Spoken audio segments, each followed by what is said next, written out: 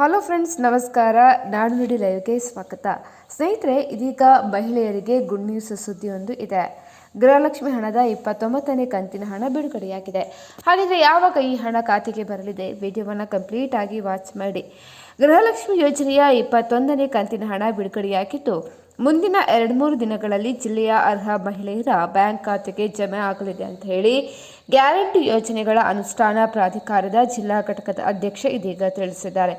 ಜಿಲ್ಲೆಯ ಒಟ್ಟು 3,88,341 ಫಲಾನುಭವಿಗಳಿಗೆ ಈ ಯೋಜನೆಯ ಲಾಭ ಈಗ ದೊರೆಯಲಿದೆ. ಯೋಜನೆ ಆರಂಭವಾದ ನಂತರ ಮಹಿಳೆಯರ ಜೀವನದಲ್ಲಿ ಗಮನಾರ್ಹ ಬದಲಾವಣೆ ಕಂಡು ಬಂದಿದೆ. ಅವರಿಗೆ ಮನೆಯಲ್ಲಿ ಗೌರವ ಕೂಡ ಹೆಚ್ಚಾಗಿದೆ. ಆರ್ಥಿಕ ಸಹಾಯದಿಂದ ಅವರು ತಮ್ಮ ಅಗತ್ಯ ವಸ್ತುಗಳನ್ನು ಸ್ವತಂತ್ರವಾಗಿ ಪೂರೈಸಿಕೊಳ್ಳುವ ಅವಕಾಶವನ್ನು ಕೂಡ ಪಡೆದಿದ್ದಾರೆ. ಹೀಗಾಗಿ ಇದೇ ವಾರದಲ್ಲಿ ಇಂದು 2-3 ದಿನದ ಒಳಗಡೆ ಗೃಹಲಕ್ಷ್ಮಿ ಹಣ ಮಹಿಳೆಯರ ಖಾತೆಗೆ ಕೂಡ ಜಮೆಯಾಗಲಿದೆ.